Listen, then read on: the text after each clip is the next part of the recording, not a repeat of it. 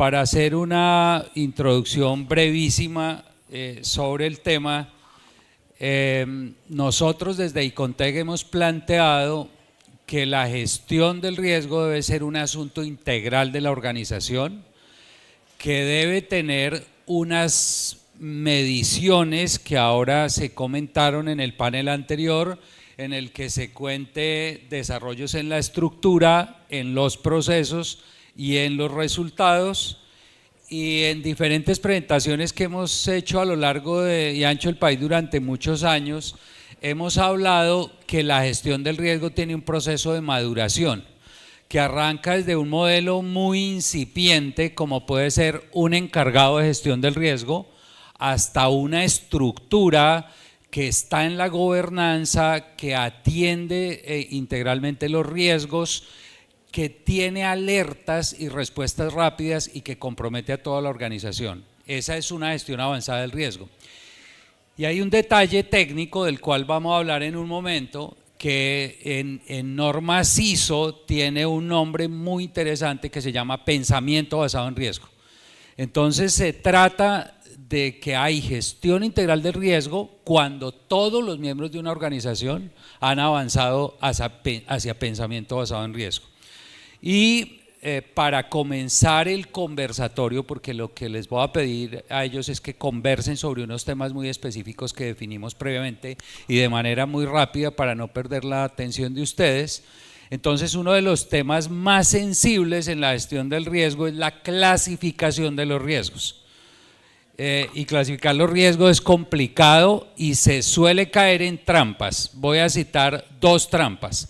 Creer que el riesgo es el problema financiero y entonces entender gestión de riesgo como gestión financiera, que es una trampa habitual en muchos líderes. O segundo, creer que la gestión integral de riesgo es gestionar los riesgos de seguridad, que también es una trampa. Entonces lo que hicimos con las dos personas que me acompañan, el doctor Antonio, el director del Hospital Universitario de Nariño, y la doctora Giovanna de la Fundación Valle de Lili, dos instituciones con alta experiencia en el tema, es que clasificamos 3 niveles de riesgo simplemente para proponerles a ustedes ideas.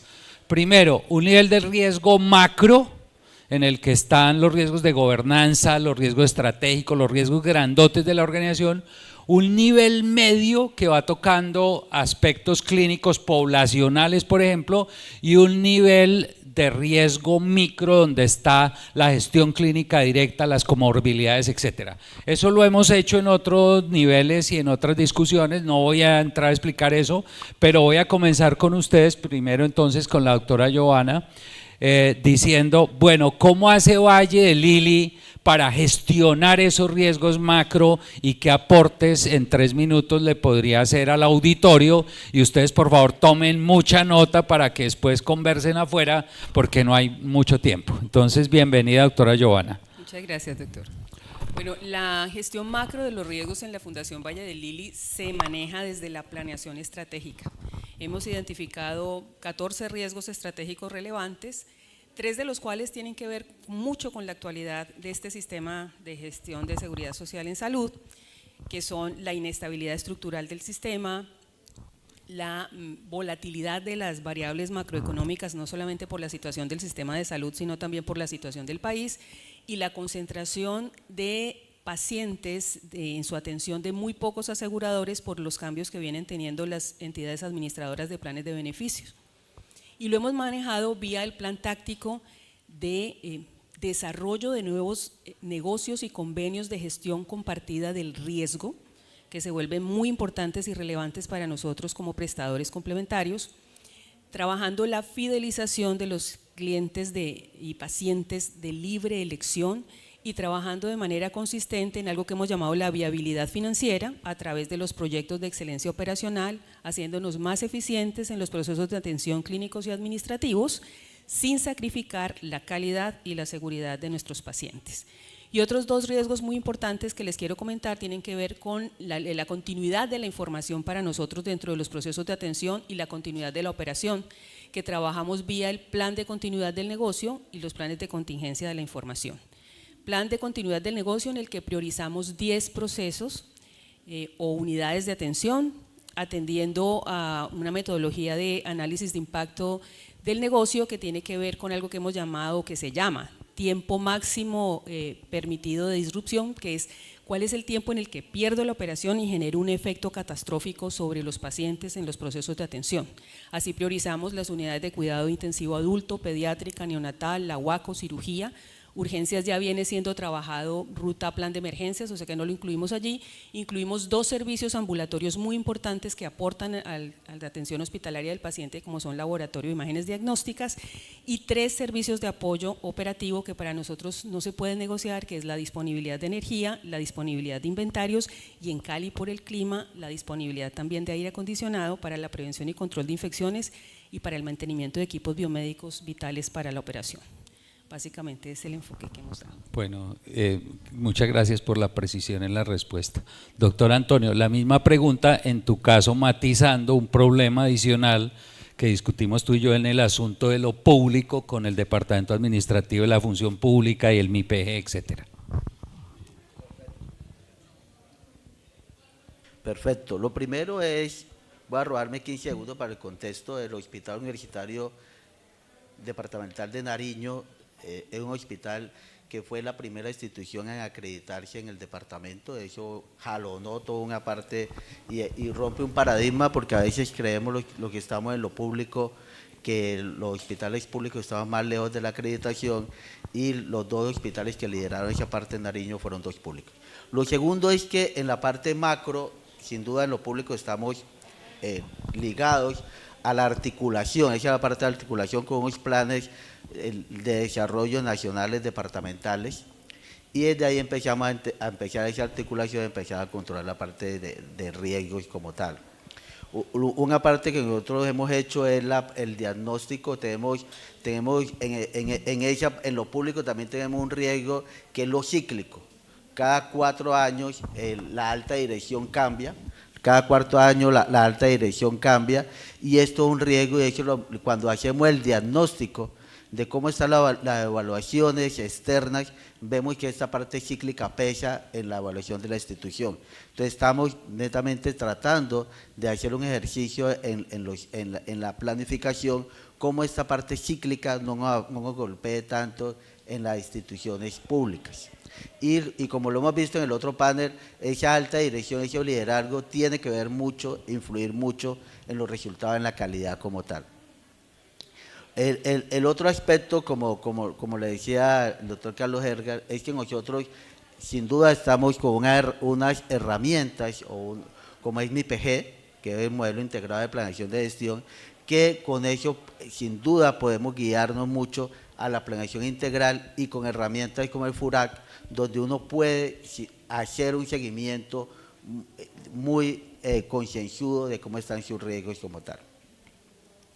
Otra parte que en la parte macro, ligado a mi PG, yo creo que es un factor potenciador, es la parte de la parte ISO. Nosotros, además de la acreditación, cumplimos con una normatividad ISO, con lo que es la 9001, la 14001 y la 45001, y eso para nosotros es algo potenciador, o sea que potencia esa parte de los resultados en calidad como tal.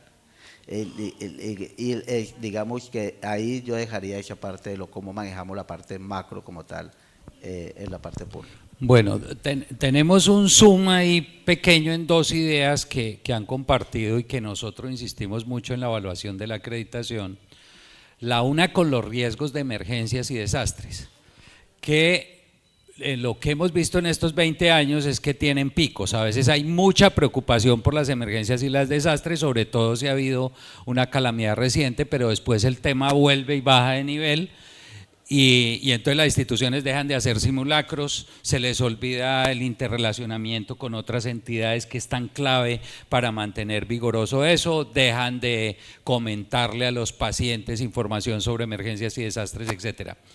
Y el otro es la desgracia de los ataques cibernéticos. 2 temas que pueden afectar gravemente la sostenibilidad y el largo plazo de la organización. Quisiera, doctora Giovanna y luego doctor Antonio, 1 minuto larguito para decir, vea, nuestro enfoque es este y mantenemos la cultura de esta forma? Bueno, con relación a los planes de emergencia, el enfoque es el esfuerzo sostenido, que es lo que más nos duele o nos cuesta en las instituciones de salud, y lo hemos generado a través de algo que se llama normalizar ese nuevo enfoque de desempeño a través de las políticas, los procesos, los procedimientos institucionales, garantizando normalización de procesos, de competencias, el entrenamiento de quienes tienen que ver con el sistema de gestión de riesgos, que para nosotros son en forma fundamental los líderes Lili y los ciudadanos Lili, y obviamente la medición de la adherencia a lo que hemos diseñado como parte del sostenimiento de ese nuevo normal frente al plan de emergencias, y sostener también el tema de los simulacros, que para nosotros ha sido bastante relevante tanto en la apropiación del conocimiento como en la mejora de los procesos de emergencias. Y con respecto a los temas de ciberseguridad, pues la clínica hizo una inversión importante en una plataforma de información clínica y administrativa que trabaja en línea y que atesora mucha información relevante para la clínica, y hemos trabajado de manera contundente en todos los procesos de ciberseguridad, sobre todo en la cultura también del uso de los sistemas de información, en entrenar a los líderes y ciudadanos Lili para que entendamos de qué manera pueden haber fraudes a ese nivel, cuál debe ser nuestro comportamiento frente a la intención de ese fraude, y el seguimiento también al comportamiento tanto de los líderes y ciudadanos Lili en el uso seguro, confiable del sistema de información, y el seguimiento a los ciberataques que de manera permanente pues tenemos las instituciones de salud, y el blindaje importante de la organización para que eso no suceda. Doctor Antonio. Perfecto. Pues empezando que la parte de esa mitigación de riesgo frente a emergencias, en primer lugar nuestro hospital está al pie de un volcán, lo cual nos limita, estamos total al pie de un volcán, y estamos en un departamento que frecuentemente sufre de todo tipo de desastres naturales. Más el principal, un riesgo que siempre nos toca tener desde la estrategia, es el riesgo del aislamiento que tiene el departamento. Como ustedes lo saben, el departamento frecuentemente, porque tenemos prácticamente una sola vía de acceso terrestre, se encuentra a un riesgo inminente de aislamiento. Entonces eso nos afecta tremendamente, sobre todo en la cadena de suministros. Ya dentro de la parte de contratación, dentro de la parte de esas estrategias, tratamos de mitigar ese riesgo que impacta fuertemente en el funcionamiento de la institución. Y por otro lado, incluso netamente nosotros lideramos desde el hospital por ser la cabeza de red de 2 departamentos, de Nariño y Putumayo, toda un equipo de atención de desastres que lo lideramos desde el centro asistencial. En la parte cibernética hemos actualizado, ahorita estamos precisamente actualizando la parte de la GIS, una GIS que la estamos modernizando, y como decía la doctora, estamos tratando de blindar en algunas partes, sobre todo por ataques. El año anterior tuvimos un percance que nos afectó mucho. Por ejemplo, parece mentira, pero tuvimos en riesgo 3 días de información, que para una institución como nosotros es totalmente dramático. Pues se pudo solucionar, pero evidenció una debilidad que tocó empezar a trabajar para fortalecerla, ¿no? Bueno, como ven, este nivel macro de los riesgos podría ocupar fácilmente los 45 minutos que tenemos, pero vamos a parar aquí con un par de conclusiones. La una, no puede entenderse entonces que la única gestión de riesgo que vale la pena considerar es la gestión del riesgo financiero. Claro, es importante, hay que trabajar en ello, pero son todos estos elementos los que deberían ser tenidos en cuenta, y ahí hicimos un zoom sobre algunos punticos que nos llamaron la atención. Pero pasemos ahora al nivel meso, ¿cierto? Y allí están los riesgos poblacionales, hay una cantidad de elementos también bastante extensos, pero quisimos centrarnos en 2 o 3 detalles. El uno, dado que las IPS a veces no tienen poblaciones asignadas, porque le pertenecen más al esquema del aseguramiento, ¿cómo hace entonces una institución para abordar los riesgos de la población que atiende? Por ejemplo, en acciones de promoción y prevención, o por ejemplo en el plan Padrino, doctora Joana, que me gustaría que lo mencionara, y también cómo implementar las rutas integrales de atención en salud como un esquema de abordaje ordenado de los riesgos poblacionales. Entonces, doctora Giovanna, bien pueda para este segundo tercio de la conversación. Bueno, frente a la gestión meso del riesgo, nosotros nos concentramos en la gestión de dos cohortes muy importantes, que son las cohortes de pacientes oncológicos y trasplantados, y obviamente también hay unas 10, 15 cohortes más de pacientes de alta complejidad que trabajamos.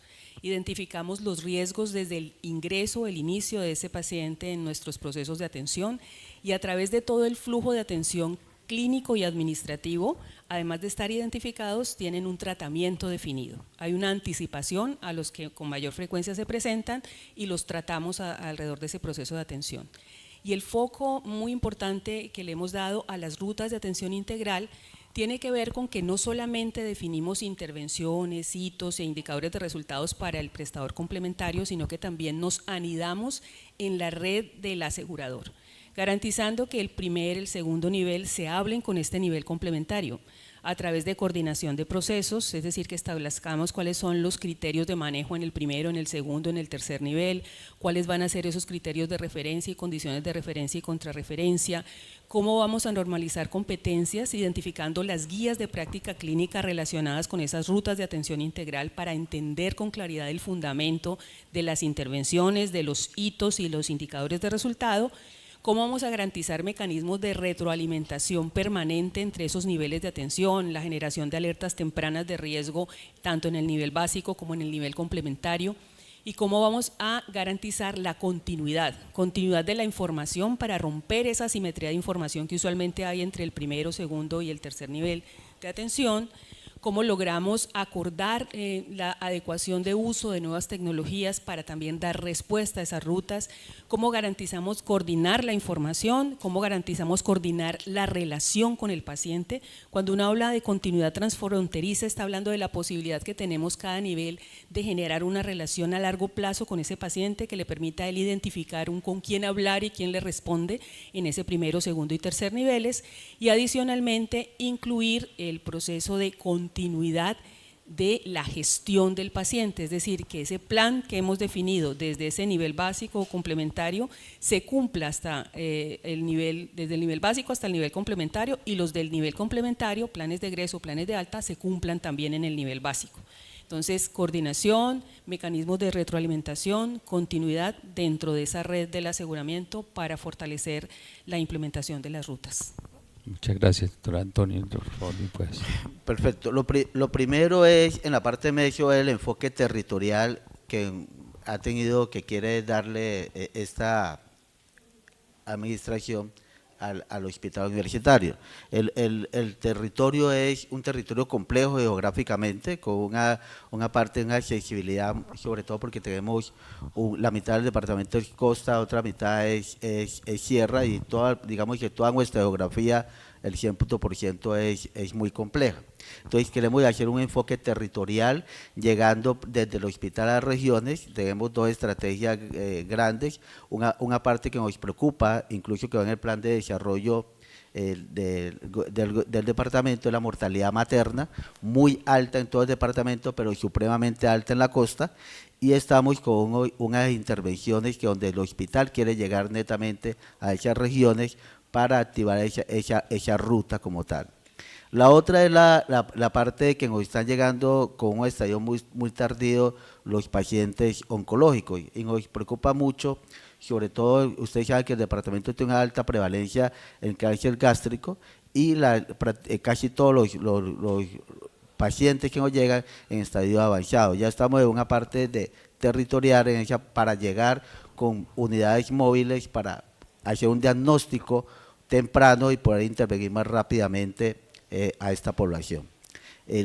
La otra parte que hacemos es que el hospital se vuelva un centro de referenciación. Somos un hospital de puertas abiertas para todas las entidades de salud del departamento, para que puedan hacer referenciación y poder compartir todos los avances que tenemos en cuanto a calidad. Entonces ya hemos hecho unos manejos muy integrados, por ejemplo con Pasto Salud y con otros hospitales zonales, donde empezamos a manejar integralmente esta ruta de atención. y con esto queremos casi que compartir estos avances que tenemos con el resto de la red que tenemos de salud del departamento como tal. Bueno, una pregunta obligada aquí es relacionada con la presión de la demanda en los servicios de urgencias. Y claro, si uno es un hospital de puertas abiertas, pues se agrava más esa situación. Nosotros desde la acreditación hemos recomendado a las organizaciones algunas alternativas de manejo de la situación, porque si uno hace el pareto de la urgencia, encuentra que hay muchas personas que no deberían estar ahí en la urgencia, sino que deberían acudir por consulta externa u otros medios que la organización a veces no puede aprovechar integralmente. Hemos recomendado también, por ejemplo, que haya más psicólogos, trabajadores sociales y personas de otras disciplinas en los servicios para apoyar en la descongestión, etcétera. Pero muy puntualmente, dado que es un riesgo tan alto en este nivel, ¿cuáles son, aparte de las que ya han dicho, las estrategias que las dos organizaciones han implementado para esta situación tan compleja del sistema? Bueno, nosotros para trabajar la sobreocupación de urgencias hemos trabajado en unas zonas de expansión para pacientes. Nosotros en la región tenemos un problema de déficit de camas que difícilmente ha sido abordado y ha sido solucionado y que nos aboca a terminar siendo el centro de referencia de muchísimos pacientes que no podemos contrarreferir. El primer ejercicio claro que hacemos es establecer si ese paciente debe o no ser atendido en este nivel de atención, pero usualmente alrededor del 90% de los casos son pacientes que tenemos que atender en la Fundación Valle del Lili. Eso nos ha llevado a habilitar zonas de expansión en las que hacemos seguimiento del riesgo clínico, de seguridad del paciente, de atención centrada en las personas, que definimos procesos para esas áreas, talento humano y recursos biomédicos para esas áreas. Hemos habilitado también una sala de transición hospitalaria que nos permite dar de alta más temprano a los pacientes que van a esa sala, terminan de recibir su proceso de atención y egresan seguramente de la fundación, pero también nos da una oportunidad de respuesta más rápida para las camas que necesitan pacientes que están esperando en urgencias, porque de esos pacientes usualmente alrededor del 30-35% terminan necesitando internación también. Y hemos trabajado en alternativas diferentes a la hospitalización tradicional, cuidado domiciliario, algún proceso de movilización ambulatoria, transfusiones ambulatorias, hospitales día, de alguna manera, para apoyar la atención oportuna de esos pacientes y disminuir los riesgos que vienen presentándose con su atención.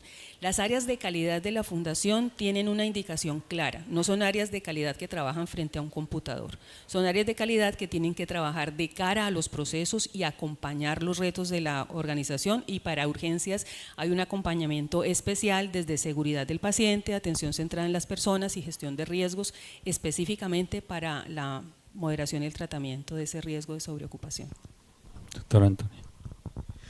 Digamos que ha sido un punto álgido la atención de urgencia. Yo creo que eso es en todas las instituciones que manejamos urgencias en los últimos tiempos se ha desbordado, y más en lo público, donde en lo público prácticamente nosotros no es que podamos escoger el mejor pagador, pues tenemos que responder a una situación, ahorita una situación de una crisis que hubo con la EAPB, se desbordó, y la sobreocupación que teníamos en urgencias llegó a estar en el 180% en nuestra institución, y nos tocó tomar medidas muy rápidas. La primera es que a veces urgencias se congestiona, como le decía la doctora, en la misma hospitalización, entonces hay que empezar a ser más ágiles en esa parte de hospitalización para descongestionar y poder tener una agilidad de poder trasladar pacientes a hospitalización.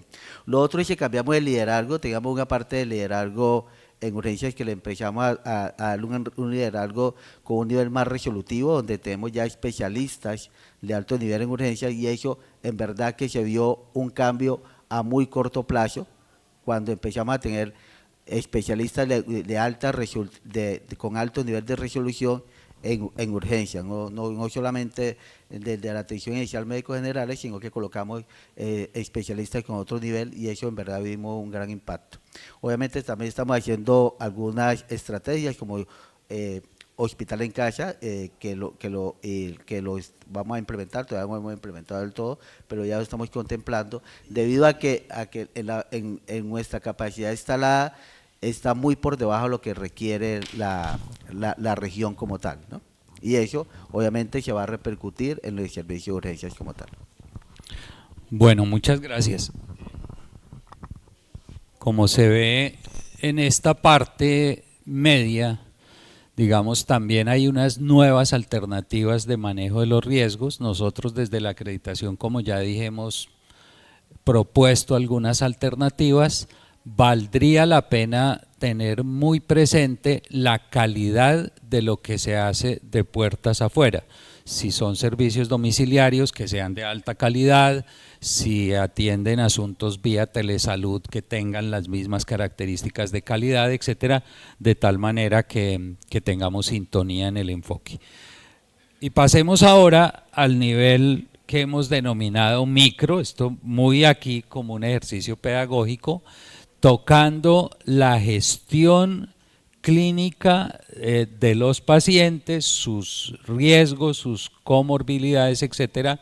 Quisiera que le aproximaran ustedes al auditorio algunas ideas generales sobre ese tema tan extenso. Entonces, doctora Giovanna, bien puedas. Bueno, a nivel de la microgestión, nosotros hemos fortalecido la identificación de riesgos para las 10 entidades clínicas más frecuentemente atendidas en cada unidad hospitalaria y en cada unidad ambulatoria.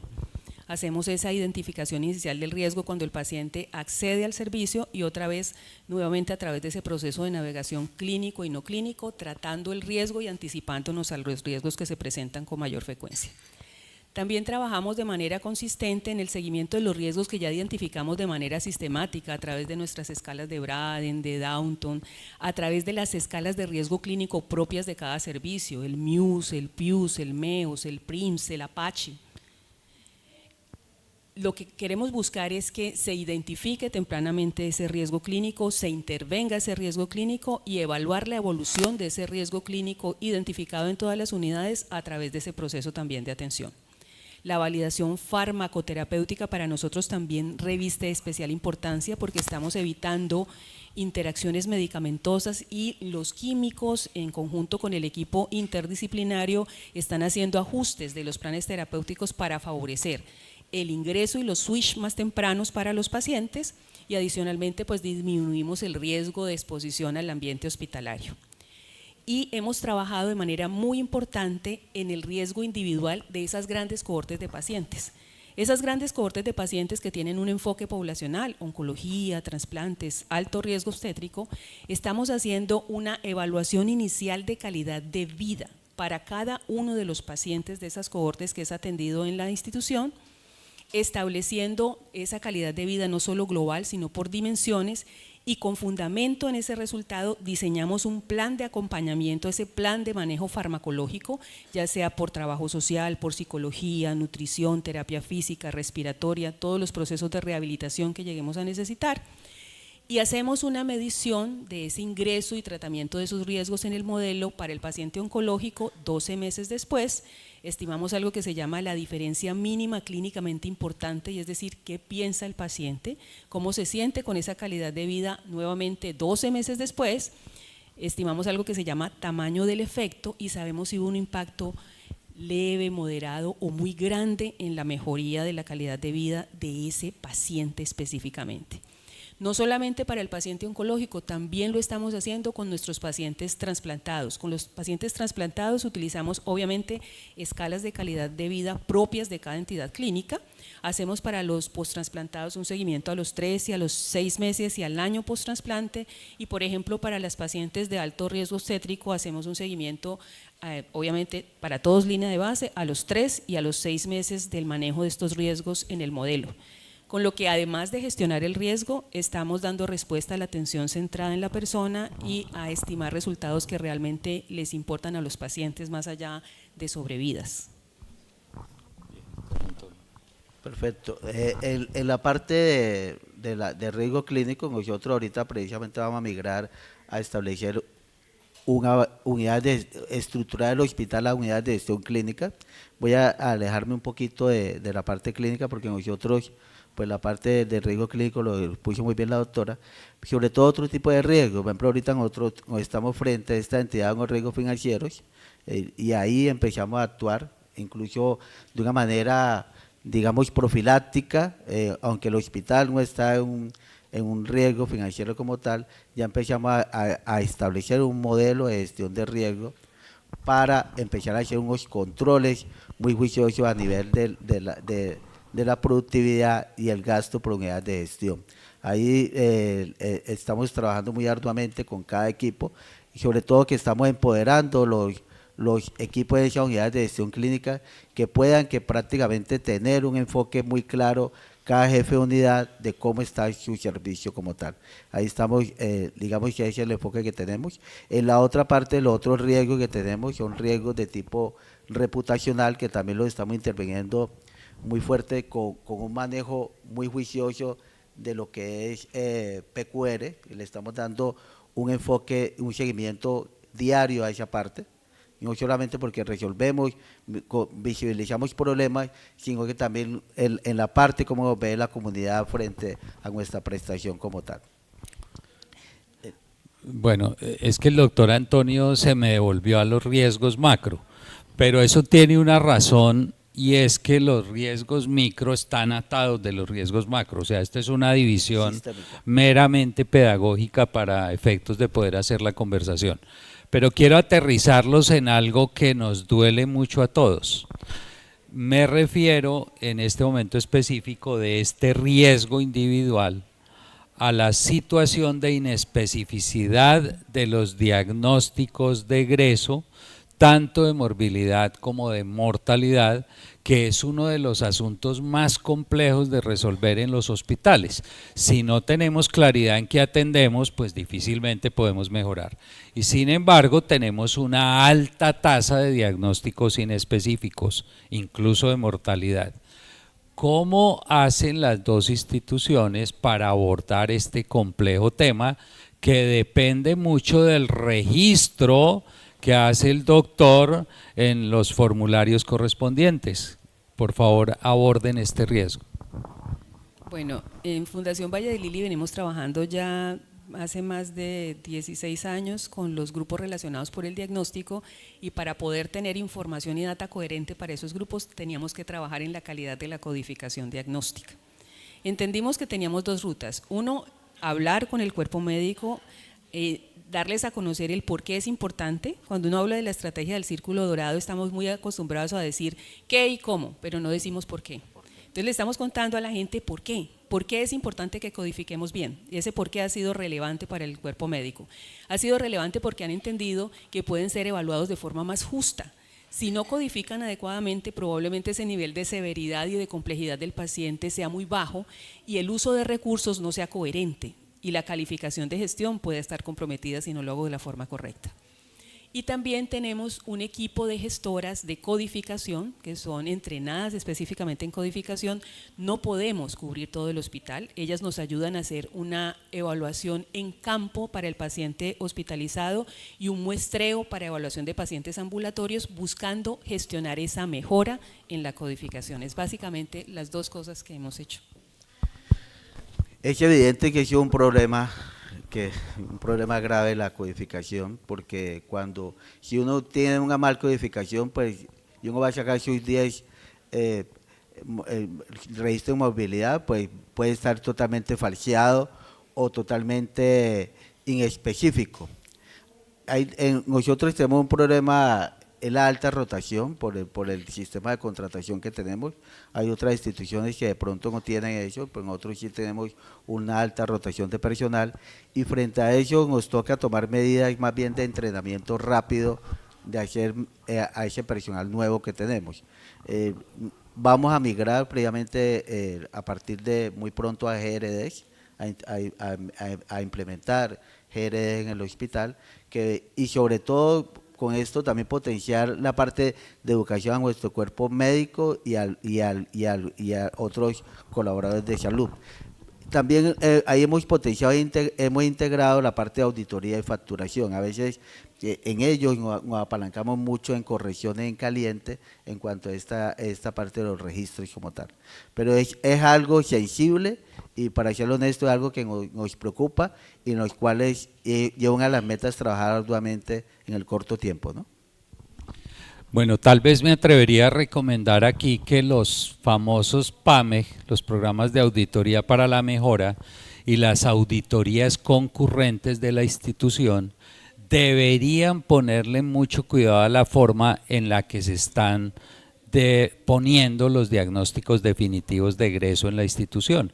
Esta es una tarea que nos compete a todos. Algunas instituciones con más capacidad pueden tener gestores que le ayuden al doctor, etcétera, pero otras no tanto, y creo que allí hay un riesgo supremamente complejo de manejar que nosotros llevamos más de 30 años observando sin que haya soluciones todavía definitivas. Cuando se hizo todo el diagnóstico para Ley 100 hace ya ratico, uno de los elementos que salió ahí a la discusión es que muchos diagnósticos que presentan los hospitales complejos como de alta complejidad realmente no son diagnósticos de alta complejidad. Entonces creo que hay un tema supremamente importante para trabajar. Nos quedan los últimos 10 minutos que vamos a dedicar a las herramientas de la gestión del riesgo. Entonces, el doctor Antonio mencionaba la ISO 31000, que es una norma, digamos, que algunas instituciones han empleado para poner en forma matricial el riesgo, para entenderlo un poco más, para priorizarlo, pero nosotros desde la acreditación los molestamos mucho porque a veces esas herramientas pueden confundir. Y el caso más fuerte que proponemos es frente, por ejemplo, a la seguridad del paciente, un caso centinela tan grave como una cirugía en parte equivocada. Gracias a Dios creemos que en Colombia eso prácticamente es anecdótico, gracias a todo el trabajo de los que estamos presentes aquí. Pero si aparece un solo caso que podría quedar muy en el borde izquierdo de la matriz, podría ser poco importante intervenirlo, pero ese le puede acabar la reputación y el prestigio a la organización.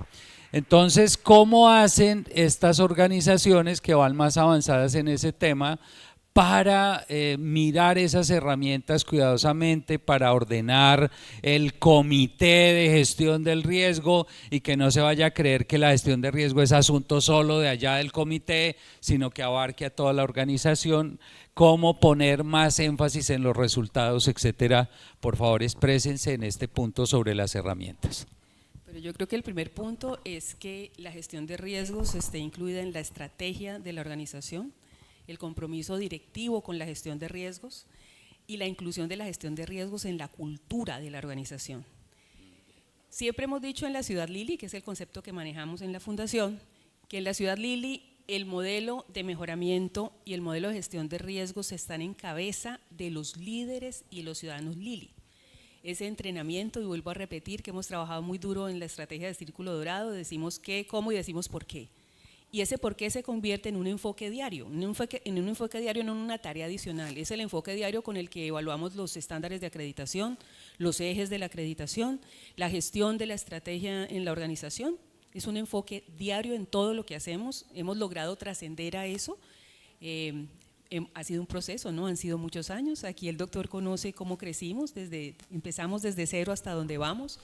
Primero con un gestor que es un coordinador del sistema institucional de gestión de riesgos, después con la integración de todo el equipo directivo en el comité de riesgos, pero ahora con la entrega de la gestión del riesgo en el modelo de mejoramiento continuo para todos los líderes y ciudadanos Lili, que creo que es la estrategia más valiosa para sostenernos. Y el comunicar los resultados, esas victorias tempranas que también le dan la importancia y la relevancia que tiene la gestión, también gana corazones y gana adeptos y líderes que favorecen esa gestión. Nosotros también, digamos que esa parte de la gestión arranca desde el diseño de la estrategia, ¿no? Y la estrategia, en lo que vemos de la estrategia, es la acción, ¿no? La estrategia es algo del día a día, pero desde ese diseño empieza la parte de la gestión de riesgo. También tenemos organizados el hospital estructuralmente tiene un equipo de vigilancia epidemiológica que diariamente hace un seguimiento de estos casos, donde puede estar no solamente que se haya ya consolidado un riesgo, sino que puede estar un paciente en riesgo y se interviene en caliente, y esto va ligado también al trabajo articulado con seguridad del paciente. Ahí también hemos diseñado casi que unos comités permanentes, o sea, cuando se presenta algún evento donde hay un riesgo alto, inmediatamente se activa unas intervenciones inmediatamente para mitigar este efecto que tenemos. Otra parte que estamos haciendo, consolidando, es lo que decía la doctora, es la parte de comunicación. Estamos implementando netamente una estrategia de comunicación más robusta, no solamente para comunicar estos riesgos, sino para tratar de que la organización gire más a pensar en esta parte en riesgos. Entonces, eso lo estamos implementando actualmente. Bueno, muchas gracias. Y ya para cerrar, entonces le voy a pedir a cada uno de ustedes que le haga 2 recomendaciones a este auditorio que nos ha hecho el honor de escucharnos y invitarlos a trabajar en esta gestión integral de riesgo. Entonces, doctora Joana. Bueno, la primera es recordarles que el riesgo es inherente a la atención clínica. No hay nada que podamos ofrecer en la atención clínica que no esté vinculado a algún tipo de riesgo. Y en salud siempre tomamos decisiones de riesgo-beneficio. Eso quiere decir que todo lo que hacemos en nuestros procesos clínicos y administrativos está asociado a un riesgo y necesita una gestión proactiva y no reactiva de ese riesgo, la primera. Y la segunda es que gestionar riesgos es un enfoque de gestión. Es mirar, ¿sí? es mirar a través de esos lentes de la gestión del riesgo todas las cosas que hacemos todos los días en el hospital, pero no mirarlo solamente para identificarlo, no quedarnos en el diagnóstico, sino cerrar de manera efectiva esos ciclos de mejoramiento en la gestión del riesgo, es de planear, hacer, estudiar y ajustar. Lo primero es netamente un enfoque integral. Esta gestión, como lo hemos hablado y como se ha discutido, arranca desde la planificación como tal. Desde ahí arranca un enfoque de la gestión de riesgo y un manejo netamente sistémico de este enfoque. O sea, ir articulando toda la parte de la organización frente a una mentalidad frente a riesgos, o sea, que la gente piense todo el tiempo en esa parte de minimizar riesgos. Eso obviamente es algo cultural, pero créame que cuando uno empieza a trabajar día a día, eso se va a transmitir en las instituciones y se va a sentir como tal. Bueno, y pues yo no me quedo callado en esta parte, me atrevería a sugerir 2 asuntos. El primero es que la gestión del riesgo se note en la cultura de la organización. Eso significa que se vea en todas y cada una de las personas que conforman la organización, y siempre ponemos un ejemplo muy fuerte y es todas las listas de chequeo que con tanto esfuerzo hemos desarrollado para prevenir riesgos de seguridad, pues si no se usan sistemáticamente, si no son un asunto 24/7, si no están en el cerebro y en el corazón de cada trabajador, no previenen riesgos. Los papeles no previenen riesgos. Los que prevemos los riesgos somos las personas que usamos las herramientas. Ese sería un buen cierre de toda esta discusión, cómo convertir en cultura, volviendo a por donde empecé, lograr que todos y cada uno de los trabajadores de la organización tengan pensamiento basado en riesgo, y eso toca los riesgos físicos, los estratégicos, los reputacionales, los jurídicos, todo lo que ustedes quieran, y es una tarea que cuando llegamos a la organización tenemos que asumir todos los trabajadores. Y el segundo comentario es que esto requiere predicar, predicar y predicar. Eso quiere decir que todo lo que hemos aprendido en todos estos años sobre riesgo se lo enseñemos a las personas haciendo inducción, reinducción, y no hay que ver eso como una tarea por allá lejana, sino tocar el corazón y el cerebro de las personas. Yo les pido un fuerte aplauso para los presentadores y muchas gracias.